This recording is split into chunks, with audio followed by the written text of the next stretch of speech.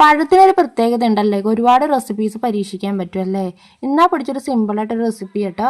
അപ്പോൾ 2 പഴം എടുത്തിട്ടുണ്ട്, ചെറുതായിട്ട് അരിഞ്ഞെടുത്തിട്ടുണ്ട്. ഇത് ഗ്ലാസ് കൊണ്ട് ചെറുതായിട്ട് നുടച്ചു കൊടുക്കാം, നല്ലോണം ഉടയ്ക്കേണ്ട കാര്യമില്ല കേട്ടോ. ഇനി ശർക്കര പാനിയാക്കിയത് അതും കൂടെ ഒഴിച്ച് കൊടുക്കുക, എന്നിട്ട് നല്ലോണം ഒന്ന് മിക്സ് ചെയ്ത് കൊടുക്കുക കേട്ടോ. ഇനി ഇതിലേക്ക് ഏലക്ക പൊടിച്ചത് ഒരു നുള്ളു ഉപ്പും കൂടി ഇട്ട് മിക്സ് ചെയ്യാം. ഇനി ഗോതമ്പ് പൊടിയും കൂടി ഇട്ട് കൊടുത്ത് നല്ലോണം ഒന്ന് മിക്സ് ചെയ്ത് കൊടുക്കാം.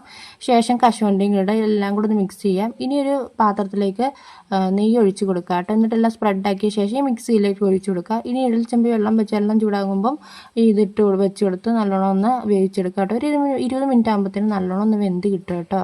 ഇതിന് ശേഷം ചൂടാറിയ ശേഷം നമുക്കിതൊന്ന് എടുത്ത് വേറൊരു പാത്രത്തിലേക്ക് തട്ടിക്കൊടുത്താൽ നമ്മുടെ റെസിപ്പി റെഡി ആയിട്ടുണ്ട് കേട്ടോ. ഇത് കുട്ടികൾക്കൊക്കെ 4 മണിക്ക് സ്കൂൾ വിട്ട് വരുമ്പോൾ കൊടുക്കാനൊക്കെ പറ്റിയ നല്ലൊരു ഹെൽത്തി റെസിപ്പിയും കൂടെ കേട്ടോ. അതുമല്ല, പഴം കഴിക്കാത്ത കുട്ടികളൊക്കെ ഉണ്ടെങ്കിൽ ഇത് ഉണ്ടാക്കി കൊടുത്താൽ എന്തായാലും കഴിക്കും, അത്ര നല്ല ടേസ്റ്റ് ഉണ്ട് കേട്ടോ. അപ്പോൾ തീർത്തുനാണെങ്കിൽ പഴം എന്ത് ഇഷ്ടമില്ലാത്തൊരു കാര്യം കേട്ടോ. അപ്പോൾ തീർത്തും കഴിച്ചു, തേന് നല്ല ഇഷ്ടമായി കേട്ടോ. അപ്പോൾ അത്രയൊക്കെ ഉള്ളൂ. നമ്മുടെ വീഡിയോസ് ആദ്യമായിട്ട് കാണുന്നില്ല, ലൈക്ക് ചെയ്യണം, ഷെയർ ചെയ്യണം, സബ്സ്ക്രൈബ് ചെയ്യണം. മറ്റൊരു വീഡിയോ കാണുന്ന നമ്മുടെ ടാറ്റാ ബൈ, സീ യു.